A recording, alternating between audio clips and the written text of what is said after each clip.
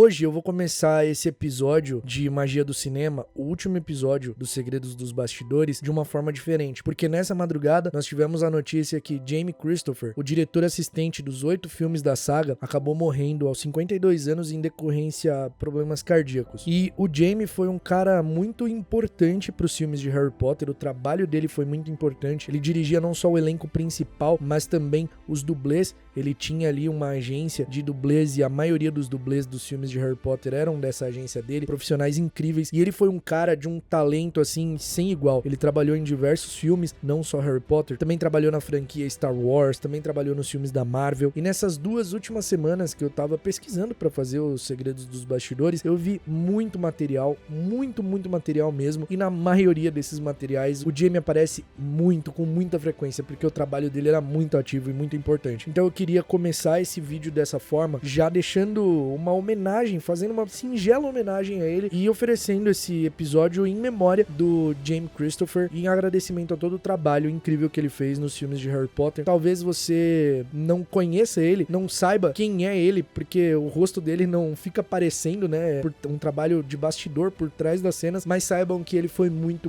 importante. Então esse último episódio é em homenagem a ele. A filmagem de Harry Potter e as Relíquias da Morte foi simultânea. Os filmes parte 1 e parte 2 foram gravados ao mesmo tempo e em cada dia eram gravadas cenas de uma parte. No dia 1 era gravada as cenas de Relíquias parte 1, no dia 2 de Relíquias parte 2, no dia 3 de Relíquias parte 1 e assim foi até o final da gravação. Ao todo foram 261 dias de gravação dos 247 que estavam previstos inicialmente. Devido às más condições climáticas, a produção do filme teve que parar por uma semana, mas não a produção inteira em si, só a gravação das cenas, porque os atores eram maquiados, vestiam os figurinos e ficavam ali esperando o dia inteiro, só que o tempo não melhorava, então eles não conseguiam gravar. O Chalé das Conchas, e onde também acaba ficando o túmulo do Dobby, foi filmado na praia de Freshwater West, no país de Gales. Só que um detalhe não tão agradável é que os fãs ao longo dos anos acabam indo nessa praia e deixando meias na praia em homenagem ao Dobby, escrevendo nas pedras, pintando pedras e colocando ali, e isso acabou gerando um problema não só visual, mas também ambiental. Visual porque fica feio pra caramba, um monte de meia ali. Imagina, a meia tá ali bonitinha no começo, mas depois a meia fica ali, areia, chuva, água, fica muito feio. Então isso acabou gerando um problema ambiental, sabe? Tanto que a prefeitura até quer fazer ali, deixar um monumento do Dobby, né? Porque culturalmente é muito importante, mas os fãs acabaram perdendo um pouco a noção aí e atrapalhando, porque animais se alimentam ali, vivem ali, tiveram casos de pássaros engolindo meia, sabe? Então isso acabou gerando um problema. Helena Bonham Carter e Emma Watson ficaram muito próximas durante as gravações de Relíquias da Morte, principalmente porque a Helena tinha que interpretar a Hermione, certo? Na realidade ela tinha que interpretar a Emma interpretando a Hermione quando a personagem invade o banco de Gringotts. E para isso elas trocavam várias mensagens de texto por celular e a Emma fez várias notas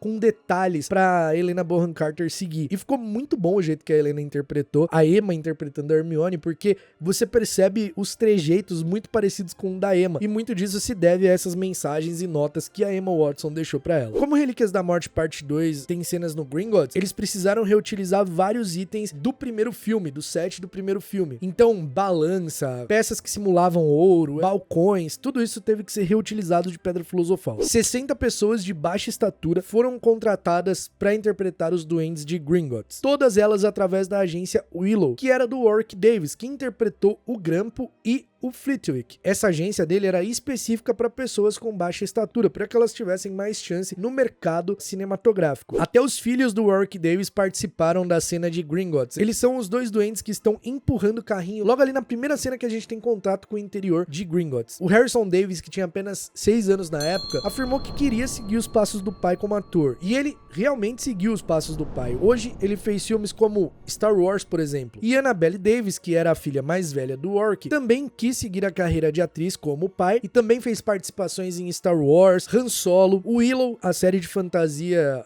do Disney Plus, que inclusive é com Warwick Davis e com a esposa do Warwick Davis, Jack, o caçador de gigantes. Então eles realmente seguiram os passos do Warwick Davis e fizeram diversos trabalhos, não só no cinema, mas como na TV também. O duende que atende a Hermione, disfarçada de Bellatrix, é interpretada por Rusty Goofy. Esse cara tem uma carreira extensa de filmes e você provavelmente nem sabe quem ele é. O Rusty interpretou um dos Oompa Loompa originais da Fantástica Fábrica de Chocolate. Ele também fez um dos Jawa em Star Wars, além de ter participado de Pedra Filosofal e Prisioneiro de Azkaban também. Durante as filmagens de Relíquias da Morte Parte 2, o Rusty declarou em entrevista ali dos bastidores que ele gostaria de, pelo menos uma vez em sua vida, fazer um papel onde ele não precisasse de maquiagens, de pinturas ou de qualquer adereço que transformasse ele em alguma outra coisa, que ele queria fazer um papel ele mesmo interpretando um personagem sem ser uma criatura, um ser, alguma coisa que não exista. Alguém caricato. Queria interpretar alguém por conta de seu talento, não por sua estatura. Isso que ele falou acabou me deixando um pouco reflexivo e espero que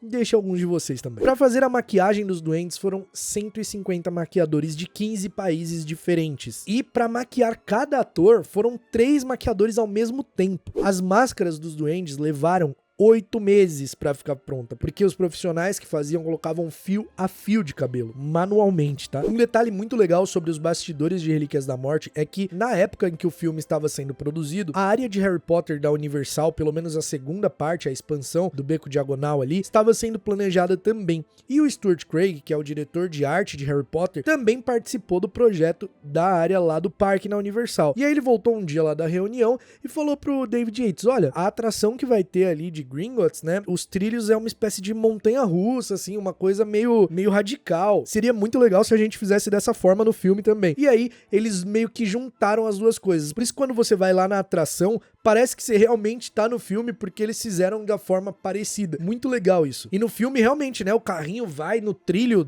faz voltas e vira. E lá no parque é a mesma coisa. Se você já foi, vai saber do que eu tô falando. Se você ainda não foi, eu desejo muito que você vá e realize esse sonho, porque é incrível. O set do cofre da família Lestrange teve mais de 210 mil adereços construídos. E a maioria deles eram feitos em isopor. Naquela cena onde o tesouro vai se multiplicando e vai encobrindo o trio, pra fazer isso, né? Parte disso, obviamente, foi feito de forma digital, mas parte disso também foi feito de forma prática. Então a produção fez uma manta com itens ali presos nela, como se fosse um tapete com barras de ouro de mentira, né? E esse tapete era puxado enquanto a cena era gravada e dá a impressão de que ele tá se mexendo. O dragão foi parcialmente construído. Ele não foi construído um dragão inteiro, mas pelo menos o pescoço dele ali, que é onde o trio pula, foi construído. E aí nessa cena eles acabam se segurando nesse pescoço parcialmente construído. E obviamente essa cena não é feita com o trio pulando, né? O trio pula num colchão, pelo menos a Emma Watson pula num colchão, porque a gente vê ela vindo de frente pulando, né? Mas quando ela agarra no dragão, quem pula ali é a dublê da Emma Watson. E na cena onde o Harry e o Ron pula, você vê que já mostra eles somente de costas, né? Porque já também são os dublês que pulam ali e agarram no pescoço. Eu não sei vocês, mas eu adoro os segredos dos bastidores. Ver como foi feito, toda a estrutura para se fazer uma única cena, pra mim é incrível, cara, tudo que os caras fazem. Por exemplo, a cena em que o trio pula do dragão no lago foi feita de uma forma muito legal. Os dublês foram pendurados num guindaste cerca de 30 metros de altura, e aí eles foram soltos em um colchãozão de ar enorme. Já o trio foi filmado dentro da água ali, saindo da água, né? Eles saem da água, sobem no morrinho, mas a cena do salto mesmo, os dublês saltaram de 30 metros de um guindaste. Cara, pra ser dublê precisa ser muito xarope, né? Precisa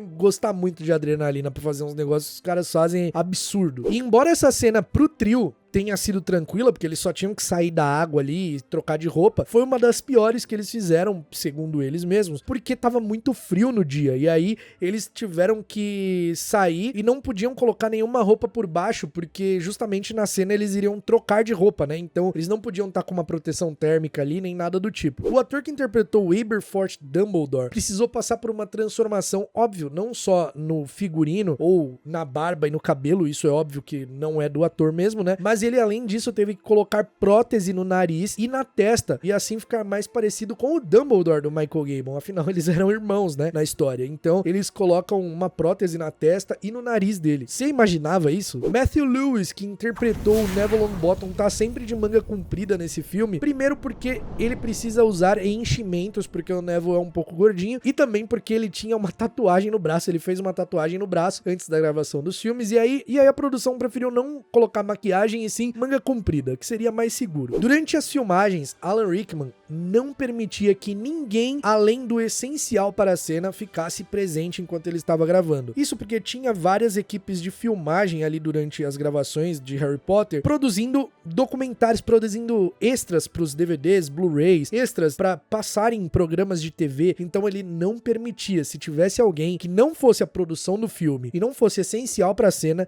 ele não gravava. A última cena que o Alan Rickman gravou em Relíquias da Morte foi a cena do discurso antes do Harry se mostrar ali em Hogwarts, e a cena do duelo entre a Minerva e ele foi a última gravação dele, a última cena que ele gravou. E inclusive no último dia de filmagem, isso era uma coisa muito legal em Relíquias da Morte, no último dia de filmagem, os atores eram aplaudidos e homenageados, né? Todo mundo em agradecimento ao trabalho e anos de dedicação deles durante as filmagens da saga. Inclusive quem fazia essa homenagem, quem puxava essa homenagem era o Jamie Christopher. It's time to say goodbye to two of your finest Defense Against the Dark Arts teachers. That is Alan and David Thewlis' last day on Harry Potter.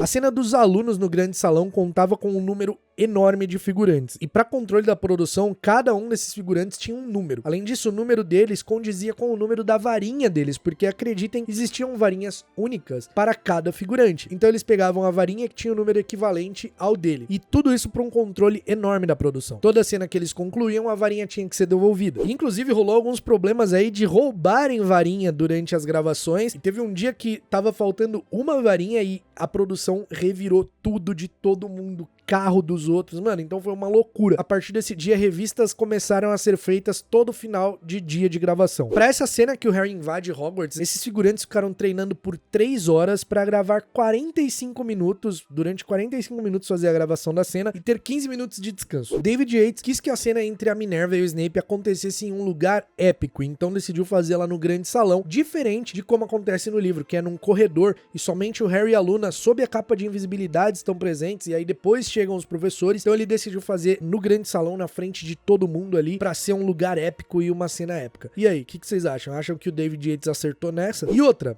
um detalhe sobre essa cena: ela não ia existir. Esse duelo entre a Minerva e o Snape não ia acontecer, porque no filme eles iam substituir o Harry duelando com o Snape. Só que aí a J.K. Rowling bateu o pé e falou: vai ter a cena da Minerva, é ela quem vai duelar com o Snape, sim, não vai ser o Harry não. E aí eles mantiveram a cena. Quando o Voldemort descobre que o Harry tá em Hogwarts, o aviso dele ecoa na mente dos alunos. E pra fazer essa cena, eles realmente colocaram o discurso do Voldemort ali numa caixa de som pra ser reproduzido, pros atores interpretarem com mais verdade, com mais realidade. E cara, alguns dos figurantes ficaram realmente apavorados, porque o discurso do Ralph Fiennes estava muito assustador. As cenas que antecederam a batalha de Hogwarts, aquela ali onde os alunos estão tudo correndo, onde tá aquela confusão em Hogwarts, e a cena da batalha em si, contou com mais de 1000 figurantes. Cara, vocês têm noção do que são 1000 pessoas num lugar? É muita gente, mano. Muita gente. Tipo, 1000 pessoas pra serem dirigidas, 1000 pessoas com figurinos, 1000 pessoas com maquiagem, com acessórios. É muita coisa, mano. Pra fazer a cena que o Harry conversa com a Dama Cinzenta, foi construído um set inteiro, único só pra ser utilizado nessa cena. E além disso, o Daniel não podia comparecer pra gravar no dia, então a atriz que fez a Dama Cinzenta teve que gravar sozinha, e depois o Daniel acabou gravando sozinho também. E um detalhe muito interessante é que pra fazer, né, os efeitos ali de fantasma, ela gravou com um fundo branco, as roupas brancas também, e aí tinha vento soprando no vestido dela, né, pra dar aquela impressão de que ela tá flutuando. Muito legal como foi feito. A Câmara Secreta aparece novamente nesse filme, né, e o set dela foi parcialmente reutilizado. Somente o chão nessa cena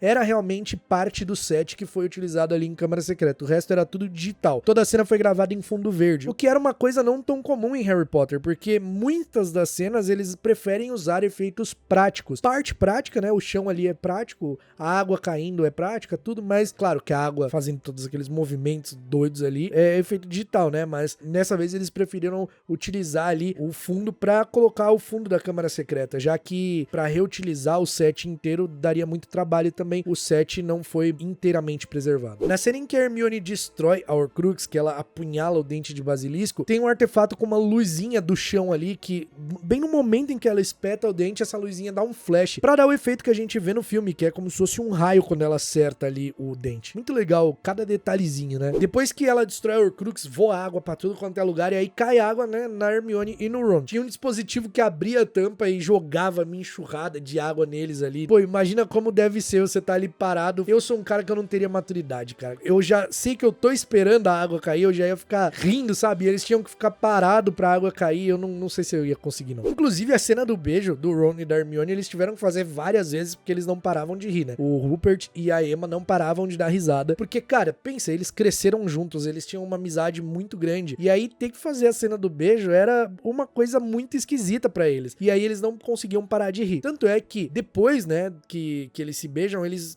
dão risada. Até no filme tem essa risadinha dos dois, né? E isso não estava no roteiro. Essa risada aí acabou sendo colocada porque foi sem querer. Eles deram a risada, só que o diretor achou que ficou muito bom e decidiu manter no filme. Os dublês, além de fazer as cenas de ação, eles também faziam alguns papéis de apoio. Por exemplo, nessa cena do Skaber, ali quando eles vão invadir a ponte, né, de madeira, esse carinha do lado esquerdo dele era o dublê oficial do Rupert Grint. Ele que fazia as cenas de ação do Rupert Grint. E falando na cena da ponte do Neville, essa cena foi feita de uma forma muito irada. Ela foi feita em 3 lugares diferentes. Primeiro, o Matthew Lewis, que interpreta o Neville, correu na ponte mesmo, aquela cena dele correndo dentro da ponte, foi nos estúdios lá em Leavesden. Aí a cena onde os seguidores do Voldemort correm em direção à ponte, uma outra ponte foi construída numa floresta para eles terem aquele cenário ali de onde eles correm, e pra parte onde a ponte explode foi construída uma outra ponte numa outra parte do estúdio onde o dublê fez, e essa ponte era puxada pra baixo, destruída, e aí o dublê amarrado num cabo também era puxado pra baixo. Olha que da hora o tanto de coisa pra fazer uma cena, velho. Uma cena que durou ali, tipo, segundos. Uma coisa muito legal também, os gigantes que aparecem ali na Batalha de Hogwarts, eles foram interpretados por atores. Realmente tinham atores interpretando, e aí, obviamente, com o CG, eles modificaram o rosto deles e deixaram eles maiores. Pra fazer as cenas da Batalha de Hogwarts, a produção percebeu que eles não poderiam usar a maquete do castelo que tem ali nos estúdios, né, que eles sempre usavam pra fazer várias cenas dos filmes, então eles recriaram inteiramente Hogwarts digital. A partir dessa maquete, eles escanearam tudo ali e recriaram todos os ambientes, todos. Isso levou, meu amigo, 2 anos pra ser feito. Só a pré-visualização das cenas da batalha já durou 9 meses pra fazer. Por que eles reconstruíram Hogwarts toda digital? Porque durante a batalha, algumas cenas, eles precisavam de uma dinâmica que eles não conseguiam com a maquete. Então eles fizeram digital pra isso. A cena do comensal aparatando direto dentro de Hogwarts ali durante a batalha, que o Arthur manda ele longe, ou que o Kingsley congela no ar e manda de volta. Essas cenas não davam pra gravar com a maquete, e aí eles fizeram elas digital. E outra, além disso, além de ter todo esse trabalho pra fazer a Hogwarts digital, eles também reconstruíram todo um pátio ali inteiro, reconstruíram mesmo, só pra ser destruído durante a batalha. A cena em que Hogwarts tá sob ataque ali, que a Minerva fala, venham, entrem, que tem um monte de explosão, mano, nessa cena tem mais de 50 explosivos de verdade, tá? Foram explosivos mesmo, e a cena inteira é feita com dublês. Então os dublês passaram aquele monte de gel pra se proteger do fogo, e aí eles estão no meio da explosão correndo mesmo, uma loucura, e aquilo tudo é explosão de verdade. Dublê é um trampo de maluco, né, velho? Mas eu acho muito da hora. O beijo entre o Harry e a Gina, que...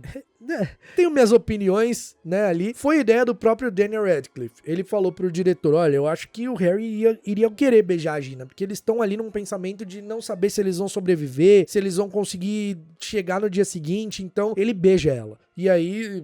deveria ser um beijo mais empolgante, né? Mas foi aquele beijo ali que tudo bem. Quando o Harry corre pra sala precisa, né? Que ele tá correndo ali pra ir pra sala precisa, tem várias explosões. Essa cena das explosões foi feita com o Daniel Radcliffe mesmo. E pra fazer essas explosões, os entulhos eram colocados dentro de um barril que eram projetados, né? Que aí tinha essa explosão que projetava esses entulhos. Mas obviamente os entulhos não era nada que machucava. Era só coisas pra dar o efeito de explodir mesmo e ser parede destruída e pedaços de vidro. Mas não era vidro de verdade, nem parede, né? Obviamente. Imagina lançar uns pedaço de bloco no ator, não tem como, né? O set da sala precisa estar com certeza entre as coisas mais incríveis que eles fizeram nesses bastidores de Harry Potter. Cara, aqueles móveis que você vê foram realmente móveis comprados, móveis usados e comprados pra serem colocados ali. Aquilo não é digital, não é criado por computação, aquilo é realmente um monte de móvel de verdade. Tinha mais de 2.000 cadeiras ali, velho. Sem contar os vários itens de outros filmes que eles reutilizaram de propósito pra colocar na sala precisa, pra ver se os fãs iam reconhecer acontecer. E aí tem ali parte da festa, da decoração da festa do Slughorn, tem peça do xadrez de bruxo, de pedra filosofal, tem a harpa do fofo, tem muita coisa, tem o esqueleto de defesa contra as artes das trevas lá da sala, tem, muita coisa que você viu nos outros filmes, tem nesse set da Sala Precisa. A equipe responsável levou ao todo 6 meses pra comprar todos os móveis. 6 meses só comprando móvel, mano. Inclusive, nessa cena da Sala Precisa, você vê que tem uma diferença ali, né, nos amigos do Draco. O Draco sempre andava com o Crabbe e com o Goyle, e ali na cena tá o Goyle e o Zabini. Por que tava o Zabini ali e não o Crabbe? Porque o ator que interpretou o Crabbe simplesmente foi preso. Ele tava envolvido aí com umas paradas erradas, né, envolvendo substâncias ilícitas, e aí ele acabou sendo preso. Então ele acabou saindo do filme. Pra fazer a cena onde o Harry e a Hermione sobem nos móveis pra pegar o diadema de Ravenclaw, eles levaram 3 dias. Cara, 3 dias, porque eles realmente subiam ali, e como o set da sala tinha o lance do fogo, né, e era fogo realmente, eles tinham um dispositivo pra fazer o fogo ali, tava muito quente. Então eles começavam a subir pra fazer a cena, começavam a escorrer de suor e estragava toda a maquiagem. E aí tinha que parar e refazer. Então eles levaram 3 dias pra fazer isso. Na cena em que o Goyle morre, o dublê fez essa sequência sem cabo, sem nada. Ele realmente caía do alto até um colchão, tipo, queda livre total. Nessa cena onde eles fogem da Sala Precisa, como vão 2 personagens em cada vassoura ali, porque eles voltam pra salvar o Draco e o Blasio, a produção precisou reforçar cada vassoura, precisou reforçar a parte de trás, onde iria o segundo passageiro, porque senão não iria aguentar o peso. E aí, ao invés de fazerem vassouras novas, eles reforçaram as que já tinham. E a cena que eles saem da Sala Precisa é muito legal como foi feita também, porque ela também foi feita com dublês. E o movimento da vassoura era feito com um veículo que chegava numa parte ali na porta e batia numa barreira, e eles eram impulsionados pra frente. Eles fizeram uns 8 saltos desse, e eles eram impulsionados 6 metros à frente. E detalhe, nessa cena eles caíam direto no chão, não tinha colchão não dava pra ter colchão, tinha que ser no chão. Esse dia de filmagem foi tão corrido que normalmente eles gravavam 7 cenas diferentes por dia. Nesse dia eles gravaram 22. David Yates declarou que escolheu a casa de barco pro Voldemort ficar escondido porque dali dava pra ver Hogwarts, sendo destruída, Hogwarts em meio à batalha, o que não dava pra ver na Casa dos Gritos, já que a Casa dos Gritos fica lá em Hogsmeade e fica fechada, não tem janelas. E ele queria que quando o Harry fosse ali pra tentar ter acesso a Nagini e acaba testemunhando a morte do Snape, ele consegue ver a batalha de Hogwarts acontecendo. Então essa foi a escolha do diretor, e nesse sentido foi uma escolha inteligente, né, se a gente parar pra pensar, porque realmente não dá pra ver a batalha de dentro da Casa dos Gritos, mas da Casa dos Barcos dava. Na cena ali da batalha, onde tá todos os destroços ali, as acromântulas que aparecem são bonecos mesmo, são as acromântulas até usadas no segundo filme ali, foram reutilizadas e obviamente aprimoradas de forma digital. Alan Rickman era o único dos atores que sabia toda a história do Snape e o final do personagem e a lealdade do personagem ao Dumbledore. Ele era o único que sabia disso. Então ele já interpretou o Snape sabendo de tudo isso, o que deu um peso bem diferente na atuação. Todos os entulhos, pedras, estátuas, as pedrinhas mínimas que sejam até as maiores que você vê ali nas cenas de destruição da batalha, são feitas de isopor cobertos com areia. Isopor,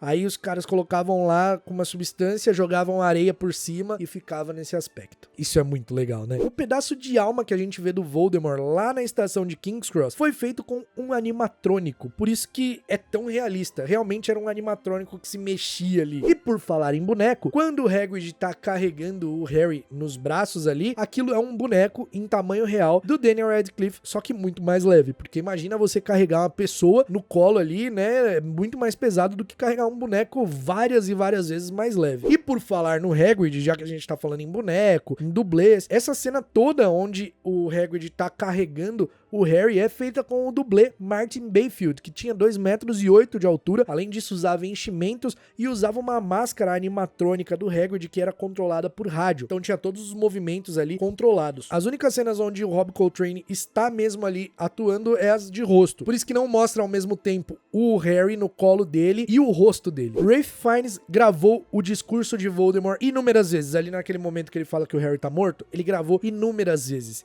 E cada vez que ele gravava, ele mudava a entonação de uma frase, mudava o jeito que ele falava, mudava a palavra. Então isso fez ficar totalmente assustador, né? E tem vários momentos desse discurso que foram cortados no final. Na versão final ali que a gente vê, não tem nem 10% do discurso que ele realmente faz. Tem uma parte que ele falava que não era pra eles chorarem pelo Harry, porque enquanto eles estavam lá dando as vidas deles, o Harry tava ajoelhado implorando como uma criancinha doente. Tipo, mano, esse discurso é muito brabo que o Rafe fez, e aí eles cortaram totalmente, sabe? Tipo, uma pena. Inclusive, o abraço que o Voldemort dá no Draco foi improvisado pelo Ralph Fiennes. Quando o Harry mostra que tá vivo ali, ele corre, lança Confringo na Nagini, vai correndo, né, e pula no corredor e tem várias explosões do Voldemort lançando feitiço. Essa cena de explosão foi a maior cena de explosão feita nos sets de Harry Potter, e as bolas de fogo que ela gerou tinham 9 metros. Inclusive, o Daniel queria fazer essa cena, mas ela foi feita com dublê. E segundo o dublê, a parte mais assustadora dessa cena foi ter que falar Confringo. Realmente foi o que mais assustou ele, foi falar Confringo, porque ele não conseguia gravar o nome do feitiço na cabeça. Mas correr diante as explosões pra ele era super tranquilo. Eu falo, mano, o dublê é meio xarope das ideias. A cena em que o Harry fala, temos que matar a cobra, pra Hermione e pro Ron foi gravada várias vezes.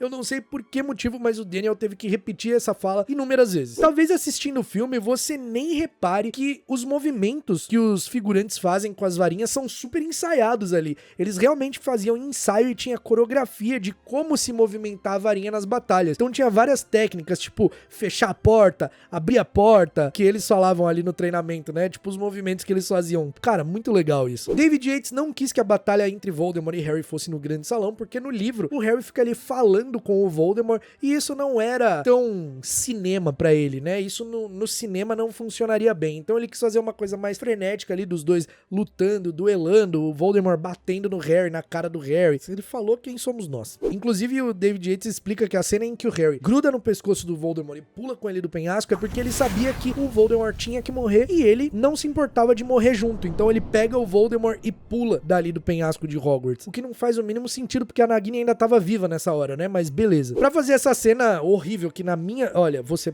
pode gostar, tá tudo bem. Tudo bem se você gosta dessa cena, mas eu particularmente acho ela horrível. Do Harry e do Voldemort se entrelaçando ali, voando, uma coisa... Nossa, que coisa de péssimo gosto. Pra fazer essa cena, o Ralph Fiennes e o Daniel foram pendurados em cabos e em fundo verde, eles gravaram, e aí eles ficavam se debatendo ali. O Ralph Fiennes fala que o Daniel foi bem intenso nessa cena ali, enfim, e dessa forma que eles fizeram. Inclusive, o set ali do pátio foi feito com tapetes emborrachadinhos pra eles não se machucarem na hora de cair, né? Porque eles tinham que meio que se jogar no chão ali, porque eles aterrissam, né? David Yates quis que Voldemort morresse de forma épica também, então ele decidiu que ele ia morrer virando pó, porque segundo ele era pra passar a impressão que o Voldemort finalmente tinha sido morto de uma vez, assim, que ele não iria voltar. Não é como se o corpo dele tivesse sido destruído em Pedra Filosofal e a gente soubesse que ele voltou com um novo corpo, né? Não faz tanto sentido, David Yates, desculpa. Se você reparar, durante a batalha, a Hermione tem um corte no lábio, e foi a Emma Watson que pediu pra equipe de maquiadores fazer esse corte no lábio dela, que ela falou que dava um toque especial. Agora, uma coisa muito, muito legal. No epílogo de Harry Potter, eles realmente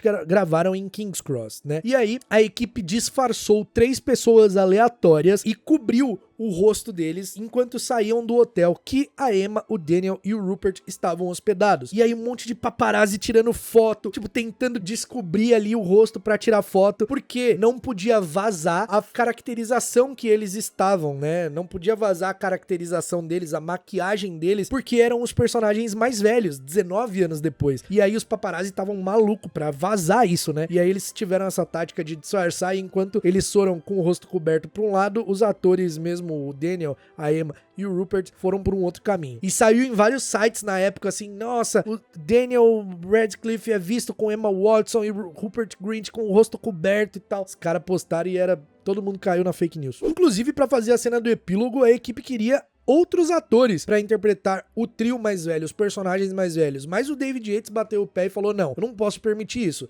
Eles interpretaram os personagens deles aos 11 anos na plataforma, agora eles têm que interpretar, eles levando os filhos deles com essa mesma idade, então vão ser eles, e aí eles só envelheceram na maquiagem mesmo. Inclusive a maquiagem teve que ser refeita, porque era a primeira vez ali nos primeiros testes eles ficaram velhos demais. O Draco tá tipo com uma calvície gigantesca assim, sabe, muito feio. A Hermione tava com o cabelo curtinho, e aí tanto que na versão final ela tá com o cabelo preso, né? Não tá com o cabelo curto e tal. Enfim, aí eles refizeram. O exterior de King's Cross que mostra no filme, na realidade é a estação de St. Pancras, que também aparece ali em Câmara Secreta quando o Ron rouba o carro do Sr. Weasley, né? Eles colocam ali como o exterior de King's Cross, mas na realidade não é. A Astoria Greengrass, a esposa de Draco Malfoy, foi interpretada por Jade Gordon, namorada do Tom Felton na época. No epílogo, bem atrás do Harry, você vai ver um cara usando uma roupa bem parecida com a que o próprio Harry está usando. E isso não é à toa não, isso foi uma brincadeira da produção, já que esse foi um dos caras que justamente foi com o rosto coberto ali, disfarçado de Daniel Radcliffe pra despistar os paparazzi. Quando a gravação de Relíquias da Morte foi finalizada, Emma Watson deu a Rupert Grint e Daniel Radcliffe diários de couro de presente. E o Daniel deu aos dois fotos personalizadas ali de momentos deles nas gravações. Rupert levou um carro de sorvete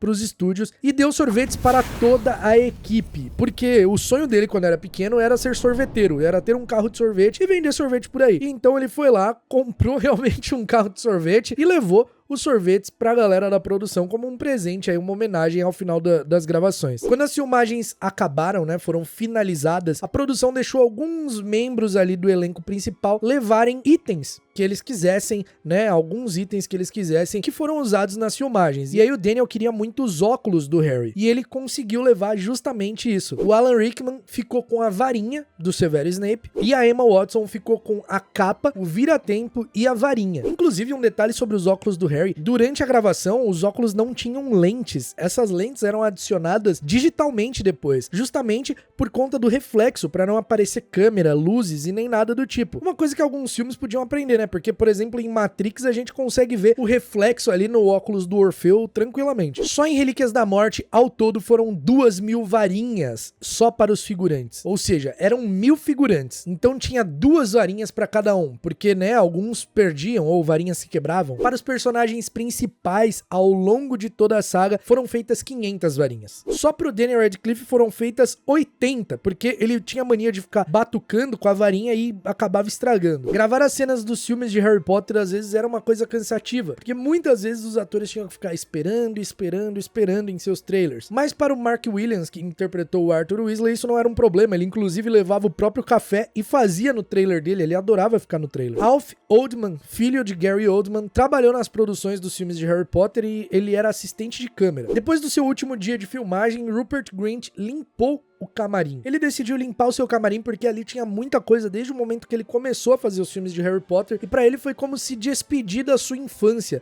além de se despedir do trabalho ali de interpretar o Ron, que ele falou que talvez fosse o que ele mais iria sentir saudade. Ele limpou o camarim ali e pegou todas as coisinhas dele. Além disso, Rupert deu a Daniel Radcliffe um trompete de presente depois da gravação. Mark Williams ficou muito triste quando acabaram as gravações do último dia de Harry Potter, e ali no momento que fizeram a homenagem pra ele, do último dia ali, ele tava triste porque ele não queria que acabasse. Ele é muito fã de Harry Potter. Aconteceu a mesma coisa com James e Oliver Phelps. Eles ficaram tristes com o final das gravações de Harry Potter, mas tem um detalhe muito legal, uma história muito engraçada sobre o James e o Oliver, que surgiu na internet uma história de que quando eles gravaram a cena da morte do Fred, né, ali, foi uma coisa tão forte que quando acabou a gravação das cenas, eles se abraçaram dizendo eu te amo um pro outro. Só que eles desmentiram isso, falando que depois que a gravação da cena acabou, o James ficou ali deitado no chão e tirou um cochilo, e o Oliver foi almoçar. No dia em que a equipe toda tirou uma foto ali com todo mundo, o Rupert Grint não estava. Então eles levaram um Rupert de papelão pra tirar foto com eles. O time de dublês, que era liderado pelo Jamie Christopher, organizaram uma noite de arrecadação para o tratamento de David Holmes, que era o dublê oficial do Harry, que acabou ficando paraplégico depois de um acidente no set durante a gravação de Relíquias da Morte, aquela cena onde a Nagini ataca o Harry e ele cai dentro de um outro quarto que quebra a parede. Então o dublê foi puxado por uma corda ali, que era uma coisa que ele já tinha feito várias vezes, só que dessa vez ele acabou quebrando o pescoço e ficou tetraplégico. Não foi nem paraplégico, foi tetraplégico. Segundo David Yates, Relíquias da Morte era pra ele como uma ópera. A primeira parte era mais intimista e a segunda parte era mais épica.